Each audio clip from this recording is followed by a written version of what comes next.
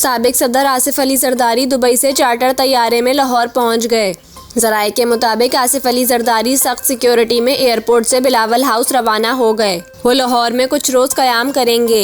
इस दौरान साबिक सदर मुख्तलिफ सियासतदानों से मुलाकातें करेंगे। ज़राए का कहना है कि आसिफ अली जरदारी लाहौर में पीपी वस्ती पंजाब की क़यादत और सियासी शख्सियात से मुशावरत करेंगे। ज़राए के मुताबिक आसिफ अली जरदारी के हवाले से होने वाली एक तकरीब के दौरान वसती और जनूबी पंजाब की मुख्तलिफ सियासी शख्सियात पीपल्स पार्टी में शमूलियत का ऐलान करेंगी। इसके अलावा आसिफ अली जरदारी की चौधरी शुजात और दीगर रहनुमाओं से भी मुलाकात मुतवक्के है।